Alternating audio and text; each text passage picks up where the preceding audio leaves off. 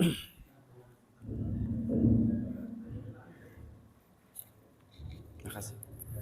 Bismillahirrahmanirrahim. Assalamualaikum warahmatullahi wabarakatuh. Alhamdulillahirabbil alamin wassalatu wassalamu ala asrofil anbiya'i wal mursalin wa ala alihi wa sahbihi ajma'in. Amma ba'du. Alhamdulillah, kita bersyukur kepada Allah Subhanahu wa taala atas segala rahmat nikmat yang Allah berikan kepada kita semua, khususnya nikmat iman, nikmat Islam. Sehingga dengan nikmat itu Allah berikan kita kekuatan, dibangunkan dari tidur yang sementara. Alhamdulillahilladzi ahyana ba'dama amatana wa ilaihin nusur. Allah mudahkan kita untuk sahur, Allah mudahkan langkah kita, digerakkan kaki kita untuk ke masjid. Yang bangun sahur mungkin lebih banyak, tapi yang ke masjid sudah dipilih oleh Allah Subhanahu wa taala. Ke masjidnya kita hari ini bukan karena kita bangun sahur, bukan karena kita sehat, bukan karena kita rumahnya dekat masjid, tapi semata-mata karena sayangnya Allah Subhanahu wa taala pada kita, maka Allah pilih kita, Allah gerakkan kaki kita untuk bisa melangkah kaki ke masjid. Yang bangun sahur lebih banyak, Pak. Tapi mungkin harusnya kalau yang bangun sahur itu yang bisa ke masjid, maka harusnya masjid ini sudah penuh sekali. Buktinya kita paling cuma sampai saf terakhir di subuhnya. Berarti di marga laksana ini sebagian ada yang tidak ke masjid. Maka Allah pilih kita, kita bersyukur. Ini nikmat besar dari Allah Subhanahu wa taala. Allah pilih kita, salah satu dari kita untuk bisa salat subuh berjamaah di masjid. Kata Nabi dikatakan kalau orang itu tahu, andaikan tahu apa pahala dan fadilahnya salat subuh ke masjid, maka walaupun merangkak, maka dia akan merangkak datang ke masjid. Salawat dan salam kita limpahkan kepada baginda Nabi Muhammad sallallahu alaihi wasallam beserta keluarganya, sahabatnya, dan mudah-mudahan kita semua sebagai umatnya yang banyak bersolawat untuk mendapatkan syafaat beliau dengan mengucapkan Allahumma salli ala Sayyidina Muhammad wa ala ali Sayyidina Muhammad. Alhamdulillah kita masih diberikan umur panjang bagi ini, ya. Kita masih bisa diberikan nikmat untuk thalabul ilmi, majelis ilmu. Kata Rasulullah dikatakan barang siapa yang pergi ke masjid untuk menuntut ilmu, barang siapa yang berangkat ke majelis ilmu, ya, itu seperti jihad fisabilillah sampai kembali ke rumahnya masing-masing. Ya, jadi kita berangkat ke sini kata Allah sebagai jihad fisabilillah. Kalau jihadnya zaman dulu para sahabat radhiyallahu anhum itu ngangkat pedang, ngangkat tombak, panah, ya. Kalau jihadnya orang zaman sekarang berangkat ke masjid saja sudah dihitung jihad, pahalanya seperti pahala jihad. Ya. Orang zaman dulu nahan lapar, kalau kita nih jihad sekarang nih nahan kenyang. Ya, saking nahan kenyangnya kita ngantuk. Ya. Betul Pak Nasir ya? Kita nih sekarang nahan kenyang nih, baru habis sahur. Ya.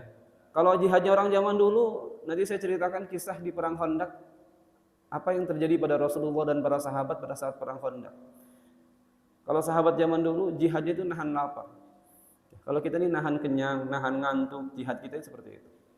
Tapi ngantuk itu pun nikmat dari Allah Subhanahu wa taala. Banyak orang yang nggak bisa ngantuk, nggak bisa tidur. Kalau orang kita itu nikmat luar biasa. Ya, di emperan toko angin semilir, ngantuk, Pak. Banyak orang-orang kaya yang tidur aja susah sekali. Ya. Oke, Bapak-bapak semua, kita lanjutkan cerita-ceritanya tentang serial Sirah Nabawiyah, kisah perjalanan hidup Nabi. Mudah-mudahan dengan kita banyak mendengar cerita kisah Sirah Nabawiyah ini makin mendekatkan kita, makin kita cinta kepada Rasulullah sallallahu alaihi wasallam dan para sahabat radhiyallahu anhum. Ibaratnya kalau Pak Haji Taufik dulu nggak kenal dengan seorang wanita, mungkin nggak cinta, Pak. Kalau nggak cinta mungkin nggak menikah. Kalau nggak menikah mungkin nggak punya anak, Pak. Ibaratnya kita untuk cinta itu kita harus kenal dulu. Harus kenal dulu, tahu, ya. Betul Pak Wira ya, kalau cinta itu kayaknya jangankan kita wajahnya Pak, ukuran sendalnya aja kita tahu Pak. Ya. Ukuran sepatunya aja kita tahu, ukuran sepatunya. Kalau kita tanya sekarang coba, ukuran sepatunya Rasulullah kita tahu nggak Pak? Kita nggak tahu Pak. Ya. Apa kesukaan Rasulullah kita kurang tahu. Coba kalau kita jatuh cinta pada seorang wanita, kita akan berusaha mencari apa kesukaan dia, kita kasih hadiah. Apa makanan kesukaannya, apa pakaian kesukaannya, kayak gitu. Bahkan ada cerita Qais dan Laila, kata Qais, bau apa bekas pasirnya Laila itu lebih aku sukai daripada dunia dan seisinya. Ya, itu kisah cinta terkenal Qais dan Laila. Nah, sekarang kita mau gimana mau mencintai Rasulullah SAW dan sahabat radhiyallahu anhum kalau kita tidak kenal cinta, tidak kenal beliau. Kita tidak tahu apa kesukaan beliau. Kita nggak tahu, kita nggak hafal apa anak-anak beliau. Kita nggak akan tahu nih, Pak. Kalau ditanya berapa sih anaknya Nabi? Ya, yang perempuan ada berapa, yang laki-laki ada berapa, gitu. Siapa sih sahabat radhiyallahu anhum? Siapa yang dijamin 10 sahabat yang dijamin surga? Bagaimana kehidupannya? Kayak gitu. Nah, kalau kita nggak tahu, bagaimana kita mau mencintai beliau, mencintai para sahabat beliau? Kalau sudah cinta, maka kita akan meniru-niru beliau. Ya. Jadi setelah kita timbul cinta, maka kita akan meniru-niru kehidupan beliau. Nah, mudah-mudahan dengan sedikit kita cerita-cerita tentang Sirah Nabawiyah ini, kita makin mendekatkan kita kepada para Nabi SAW dan para sahabat, dan kita pun bisa meniru-niru beliau. Amin ya rabbal alamin. Jadi ini tujuan kita belajar sirah, cerita-cerita Sirah Nabawiyah. Baik, kita kembali kepada perang Khandaq. Ya, kemarin sudah ceritakan tentang muqaddimah perang Khandaq, ya, dan juga sebab-sebab terjadinya perang Khandaq. Yang perlu diringkas di sini adalah perang Khandaq ini berbeda dengan perang-perang Nabi sebelumnya, baik perang Badar, perang Uhud, maupun perang Hamrad Asad, maupun perang dengan suku-suku di Jazirah Arab. Ya. Perang Badar jelas lawannya adalah umat Muslim Madinah melawan Quraisy di Mekah, terjadi di lembah Badar. Perang Uhud pun sama. Ya. Quraisy Mekah melawan umat Muslim di Madinah, terjadi di Bukit Uhud. Perang Hamrad Asad pun sama, pengejaran sehari setelah perang Uhud di daerah yang namanya Hamrad Asad atau Pasir Merah, kayak gitu. Begitu juga dengan penyerangan Bani Sulaim, hanya terjadi antara kaum muslimin Madinah dengan suku Bani Sulaim. Begitu juga dengan Bani Ghatafan. Ya. Nah, untuk perang Khandaq ini atau perang Ahzab ini berbeda judulnya. Berbeda lawannya. Karena lawannya itu adalah sekutu, maka disebut juga dengan perang Ahzab, ya, atau perang sekutu. Siapa saja sekutunya? Quraisy Mekah, Yahudi Bani Qainuqa, Yahudi Bani Nazir, Bani Sulaim, Bani Ghatafan. Juga dihantam dari belakang oleh Yahudi Bani siapa, Pak Nasir? Ada 3 suku Yahudi. Yang ada di dalam Madinah sisa 1 suku lagi. Suku apa berarti? Udah disebutin, Pak. Hampir tiap tadi. Pak Irwanto kayaknya udah diulang-ulang lagi nih ininya nih, YouTube-nya nih. Oh, apa? Diulang-ulang, Pak. Ini sudah ceritanya sudah diulang-ulang sebetulnya. Cuman nggak nempel. Tapi masih ada yang nempel dikit, alhamdulillah kan. Suku Dayak masih nempel. Gitu. Ya. Jadi yang masih ada di Madinah itu namanya Bani Quraidah. Bani Quraidah. Kalau yang sudah terusir Bani Qainuqa, Bani Nazir. Ya. Nah, ini yang sudah terusir Bani Qainuqa, Bani Nazir. Jadi ada satu lagi musuh dalam selimut yaitu namanya Bani Quraidah yang ada masih di dalam kota Madinah. Ya. Jadi mereka posisinya di belakang. Jadi kalau perang Ahzab terjadi, maka Rasulullah terjepit di tengah-tengah. Di belakang dihantam oleh Bani Quraidah, nggak bisa ada jalan keluar. Dari depan, ini walaupun di pasukan di sekutu, pasukan ini nggak bisa berbaur, Pak. Masing-masing tetap ada kemah-kemah sendiri. Ini daerahnya untuk Yahudi Bani Qainuqa, ini Yahudi Bani Nazir, ini Mekah, kafir Quraisy Mekah, ini ada dari Ghatafan. Mereka walaupun bersekutu tapi tetap benderanya terpisah-pisah. Mereka pun menduduki tempat yang terpisah-pisah. Pendirikan kemah pun terpisah-pisah. Ya, jadi mereka menyerang seperti itu. Nah, apa yang terjadi ketika penggalian parit atau Khandaq itu? Kemarin sudah diceritakan Nabi bersama sahabat kurang lebih 1000 orang, ya, menggali parit sepanjang 8 km. Lebarnya adalah 7 meter, dalamnya adalah 5 meter. Nabi membagi per 100 meter dengan 10 orang. Nah kalau ini masih ingat kan? 7 meter, 5 meter, wah itu matematika ya. Kayak gitu. Luasnya berapa? Jadi kita kebayangkan berapa pasir yang harus diangkat, Pak. Ya, ini Pak Nono kalau bisa ngitung kayak gitu. Ya, berapa luas pasir yang harus diangkat? 8 km dikalikan berapa? 7 meter kalikan 5 meter, sekian ribu kubik. Nah, gitu kan pasir yang harus diangkat. Jadi Nabi membagi beberapa kelompok per 100 meter panjang itu 10 orang. Terus dibagi seperti itu. Ya. Nah, karakter penduduk Madinah yang perlu kita tahu, kan kemarin diceritakan bahwa mereka ini kelaparan. Makannya satu celupan minyak zaitun, dicelup, ditepung, ini dimakan satu kurma. Kenapa penduduk Madinah kelaparan? Apakah mereka miskin? Enggak juga, Pak. Cuman karakter penduduk Madinah itu adalah rata-rata kan mereka petani, pedagang. Mereka itu nyari makan hari itu, buat makan hari itu. Dagang pagi ini sampai jam 9, jam 10 itu untuk dimakan hari ini gitu. Jadi dapat uang sepertiga buat modal lagi, sepertiga buat makan, sepertiga buat sedekah. Jadi gitu aja. Jadi mereka nggak punya tabungan. Jadi ketika perang Khandaq terjadi, maka 1.000 orang laki-laki itu nggak bisa pulang, nggak bisa dagang. Kenapa? Karena mereka perintah Rasulullah tinggal di Khandaq untuk membuat parit. Karena jangka waktunya cuma 6 hari, 7 hari. Jadi kalau sehari itu nggak kerja, nggak dagang, ya nggak punya uang untuk belanja hari itu. Makanya terjadi kelaparan. Ya. Nah, yang punya pohon kurma nggak bisa ngambil kurma buat dijual, karena nggak ada waktu buat ngambil panen kurma. Ya. Jadi itu karakter penduduk Madinah pada saat itu. Jadi bukan mereka miskin, bukan sebetulnya. Ya, ada, tapi ya kalau kita kan beda. Kalau Pak Haji Taufik kan bisa buat 7 turunan mungkin tabungannya kan, kayak gitu. 7 turunan sama 7 tanjakan, sekian belokan kanan kiri ya, kayak gitu. Ya. Nah kalau kita kan rata-rata sudah mempersiapkan, Pak, anak kita ini rumah buat anak si A, anak si B, anak si C. Kan kalau kita kan seperti itu. Kalau zaman dulu kan Nabi enggak. Pokoknya sahabat itu kalau dapat rezeki hari itu dari dagang, sepertiga buat makan, sepertiga buat modal lagi, sepertiga sedekah. Udah seperti itu aja tiap hari. Enggak ada nabung. Yang ada adalah sedekah. Kalau kita kan enggak, nabungnya ada, sedekahnya enggak ada. Kalau kita dibalik kayak gitu. Ya, saya khususnya. Kayak gitu. Nah, jadi itulah karakter penduduk Madinah. Makanya ketika perang Khandaq, ketika lagi terjadi itu sampai kelaparan. Para sahabat itu lepas sorbannya, ganjel dikasih batu, diganjel di perut. Ini kalau kita lapar, Pak. Kalau kita lapar, terus kita ususnya diganjel perut, itu kan ususnya kan tertekan nih. Nah, kalau ususnya tertekan, ini insya Allah nahan lapar, Pak. Laparnya terasa sih, tapi agak terganjal.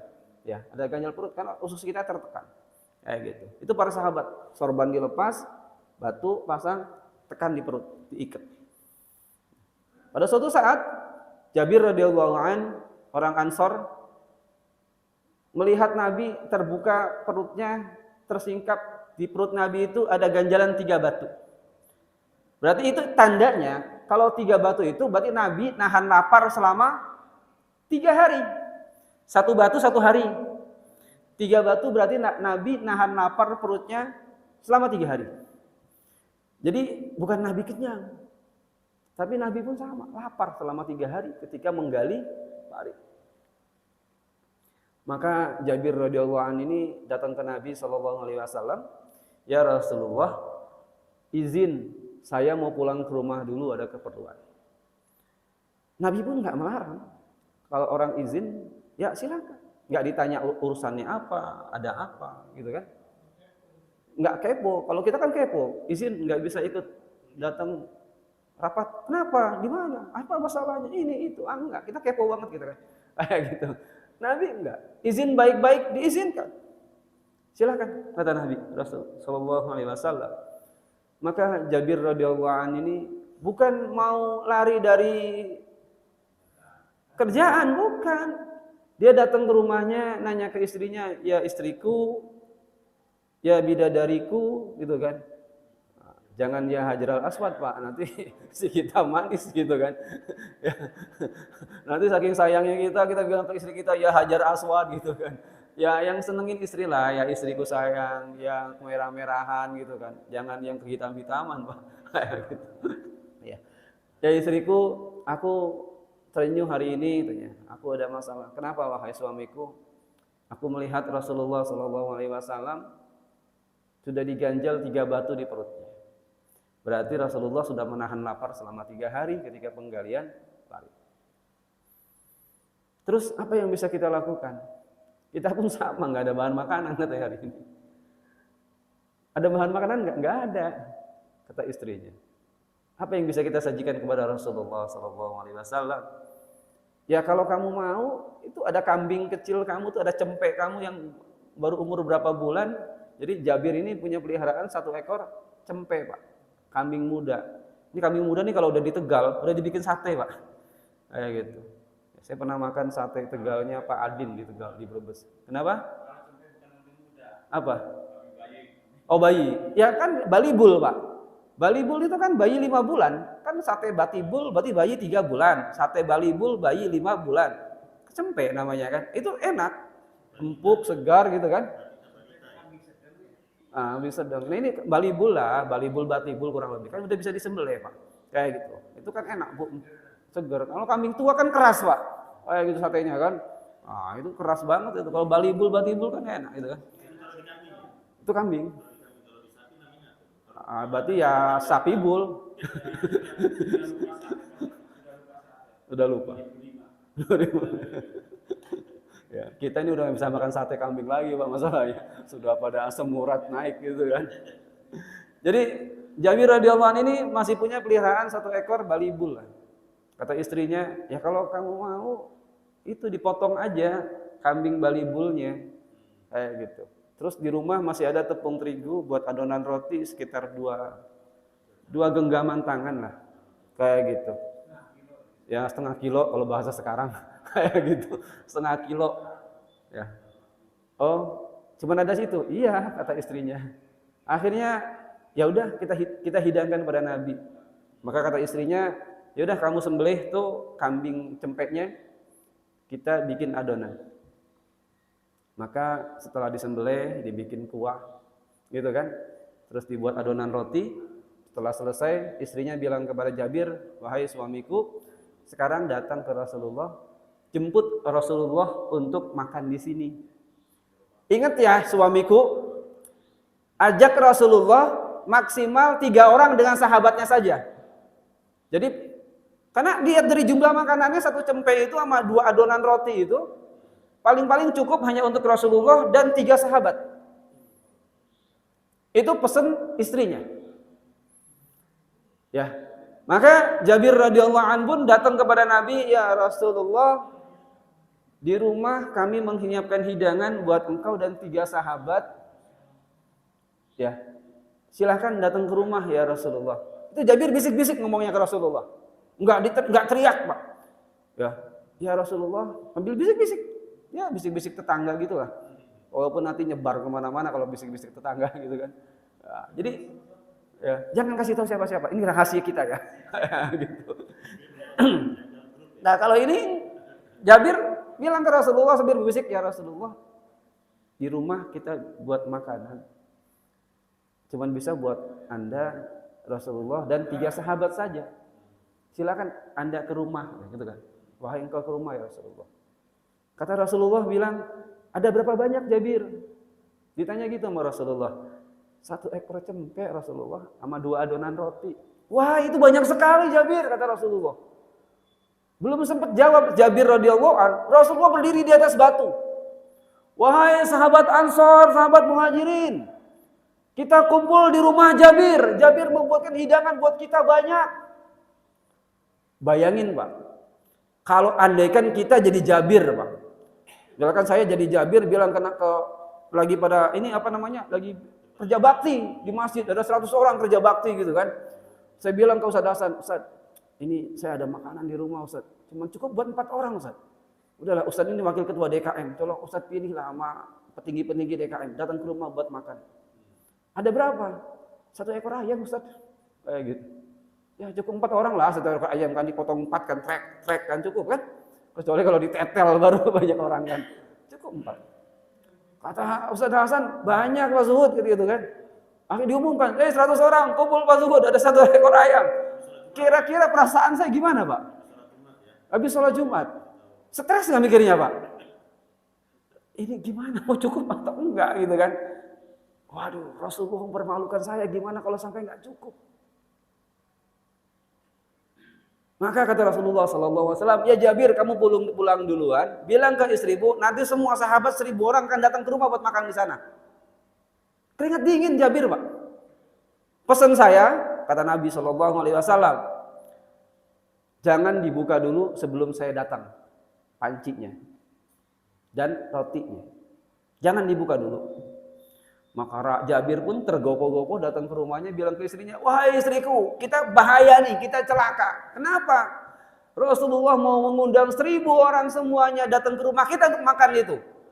Emang kamu nggak bilang kalau kita cuma mengundang 4 orang, Rasulullah 1 sama 3 sahabat? Saya sudah bilang, kata Jabir. Tapi Rasulullah malah berdiri di atas batu bikin pengumuman, ngundang semuanya 1000 orang untuk datang. Logika Pak, kira-kira cukup nggak makanan? Nggak akan cukup. Ya paling ya, kalau dijilatin gini pakai minyak zaitun cukup Pak. Yang penting kuahnya ada, kayak gitu. Atau celup kuah, celup tepung gitu, cukup. Benar cukup. Kayak gitu. Ini sahabat ini sudah pada lapar semua, nahan lapar semua yang ikut 1000 orang ini. Ya. Terus kata istrinya, ada pesan nggak dari Nabi SAW? Ada sih katanya. Apa pesannya? Jangan dibuka dulu, tutup pancinya sama adonan rotinya. Kan rotinya lagi udah mengembang, udah jadi. Jangan dibuka dulu. Ya udah kata istrinya, kita ikutin aja apa kata Nabi. Nggak usah dibuka. Maka Nabi pun datang bersama rombongan 1000 orang. Ya, datang ke rumahnya Jabir radhiyallahu an. Terus Nabi masuk. Mana makanannya kata Nabi? Ini ya Rasulullah, sambil gemeteran Pak. 1000 orang, cuma 1 ekor cempek. Ya. Maka Nabi pun memegang panci itu dan mendoakan. Doanya apa? Saya kurang tahu karena nggak disebutkan di dalam hadis, di dalam sirah. Ya. Nanti kalau kita tahu doanya, jangan-jangan kita bisa menggandakan, gitu. Menggandakan makanan nanti kita gitu kan. Sekarang menggandakan uang sudah ada Pak. Nanti ada bisa juga kita menggandakan makanan, gulai kambingnya digandakan gitu kan. Kayak gitu. Nah akhirnya setelah didoakan, maka Nabi bilang ke istrinya Jabir, ya istri Jabir, panggil semua wanita yang biasa membuat gilingan roti, yang membuat penggiling roti. Jadi di Madinah itu kan banyak ibu-ibu yang membuat roti, bikin gilingan roti, bikin roti buat ini. Tambah stres lagi Pak. Ini udah 1000 orang, ditambah lagi, disuruh panggil seluruh wanita-wanita Madinah yang biasa, ibu-ibu rumah tangga yang biasa bikin roti. Kan hampir semuanya. Karena semua penduduk Madinah pun sama kondisinya, bukan hanya yang laki-laki yang kerja, tapi anak-anak dan istri-istri di rumah pun banyak yang kelaparan. Kenapa? Karena suaminya pada nggak bekerja, karena bikin parit. Banyak yang menahan lapar. Ini yang 1000 orang belum selesai, ditambah lagi Nabi bilang, panggil ibu-ibu, suruh datang ke sini, ambil makanan. Datang ibu-ibu ngambil makanan, 10 masuk, dilayanin, sampai kenyang. Nggak habis-habis. Nabi yang ibu-ibu selesai, mana lagi yang kelaparan? Sahabat masih nunggu di luar. 1000 orang. Setelah selesai semua kenyang, baru sahabat masuk. Panggil para sahabat di depan, masuk 10-10. Nabi sendiri yang layanin. Nggak ada Pak. Pokoknya makan sampai kenyang, nggak dibatasi sama Nabi. Karena Nabi tahu bahwa itu adalah sudah pada lapar. Ya, Nabi tahu sudah pada lapar. Jadi sahabat ini mikir, 3 hari kemarin kurang makan, 3 hari berikutnya belum tahu ada makanan atau enggak, Pak. Jadi kira-kira kita makannya gimana Pak kalau tahu kondisi kayak gitu? Ya kan kita pasti porsi ini balas dendam kemarin, tambah lagi sisain buat supaya sehari 2 hari bisa kuat makan gitu kan, kuat nggak makan. Pokoknya Nabi nggak membatasi sahabat ini mau makan sebanyak apapun, silakan, dilayani nama Nabi, dicidukin kuahnya, dagingnya, dicebutin rotinya gitu. Sampai nambah, sampai kenyang pokoknya. 10 orang selesai, keluar ganti 10 lagi. Ganti 10 lagi, ganti 10 lagi. Sampai terakhir yang masuk cuma 8 orang kan. 1000 kan, 10-10. Yang terakhir masuk 8 orang. Yang 2-nya kemana Pak? Rasulullah sama Jabir yang belum. Jadi kan 10 pas kan. Akhirnya setelah Nabi Rasulullah dicibukin juga sampai kenyang, masih ada sisa. Masih nggak habis-habis. Sekarang tinggal engkau ya Jabir. Kenapa, Pak? Digulai, Pak. Ada kuahnya, Pak. Nanti kalau udah dijawab satenya sate setengah matang atau ada polos atau ada gajinya nanti gitu. Terus bukannya berapa harganya gitu. Ya. Setelah selesai sahabat dan Nabi SAW, maka kata Rasulullah, panggil anak istrimu untuk makan, Jabir. Setelah selesai, semuanya kenyang, seluruh Madinah. Sahabat pun kenyang, anak istri Jabir kenyang, habis. Jadi menurut riwayat, setiap dicabut dagingnya, maka tidak berubah, nambah lagi. Roti pun begitu diambil, disobek, berubah lagi seperti sedia kala. Itulah salah satu peristiwa yang terjadi pada saat perang Khandaq. Jadi 3 hari kenyang semua sahabat radhiyallahu anhum. Ya. Ini kan kadang-kadang kisah-kisah ini kan kita jarang tahu dikisahkan di dalam pelajaran sejarah Islam di sekolah. Tapi kalau kita mau mengkaji Sirah Nabawiyah, lumayan Pak, tebelnya kurang lebih seginilah tebel kitabnya. Kayak gitu kan. Nah, ini banyak sekali peristiwa-peristiwa yang terjadi setiap pada saat ada perang Khandaq, ada perang Badar, perang Uhud, ada saja peristiwa-peristiwa yang membuat kita jadi ibroh, jadi pelajaran. Ini baru satu peristiwa nih ya. Ya, peristiwa di luar nalar yang membuat kita jadi ibroh. Contoh kemarin ketika perang Badar, ketika perang Uhud. Ya. Semuanya pulang ke Madinah dalam kondisi luka parah. Ya, terluka parah semuanya. Maka subuh pun kan tanggal 15 Syawal perang Badar, perang Uhud. 16 Syawal hari subuhnya yang ke masjid cuma setengahnya, Pak. Sisanya pada di rumah. Kenapa? Nggak bisa berdiri, nggak bisa bangun. Luka-luka parah.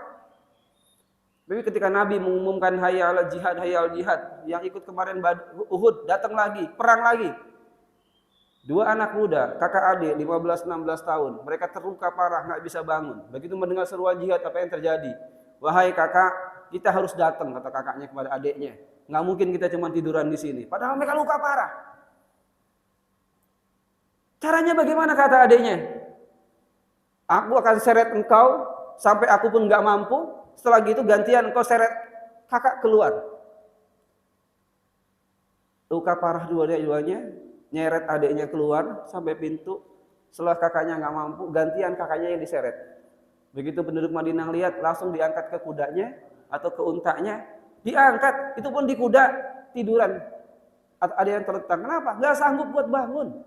Tapi mereka begitu dengar perintah itu, langsung berangkat.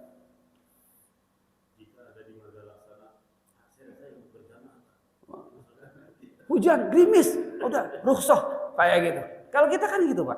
Kita lihat di sini di Marga Laksana. Begitu hujan dikit, udah banjir 2 saf, Pak. Kayak gitu. Sehat kita padahal. Kayak gitu kan. Padahal kalau kita kerja, Pak, hujan gede aja kita berangkat, Pak. Betul, Pak Us ya? Hujan itu kita cari payung, cari jas hujan, Pak, berangkat, Pak. Tapi kalau ke masjid kan kita enggak, Pak. Hujan dikit aja kita rukhsah keringanan. Kenapa?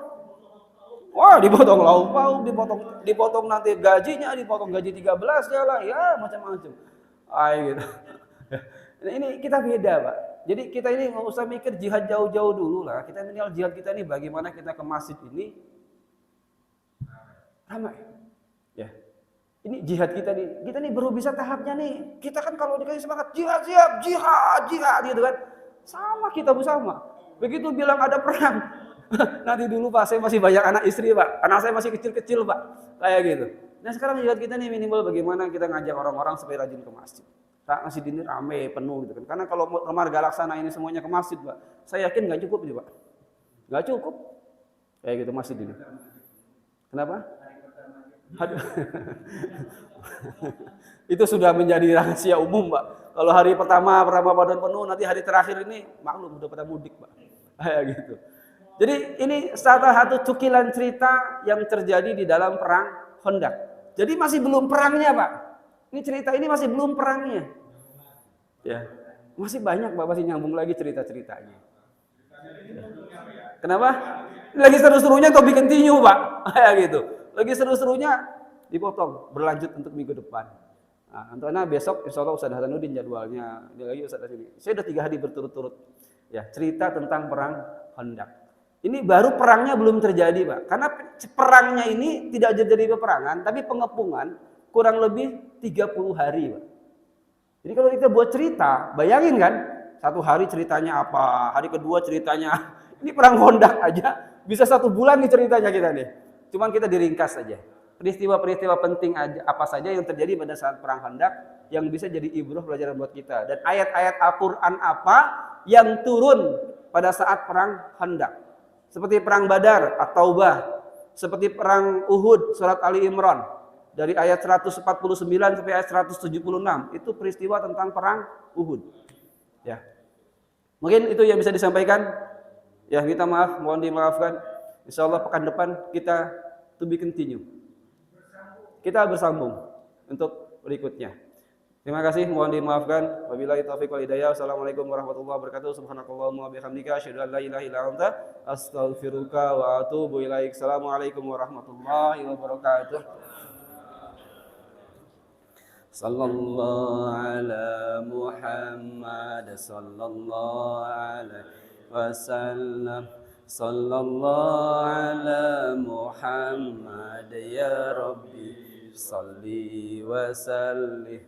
Sallallahu ala Muhammad sallallahu alaihi wasallam. Sallallahu ala Muhammad ya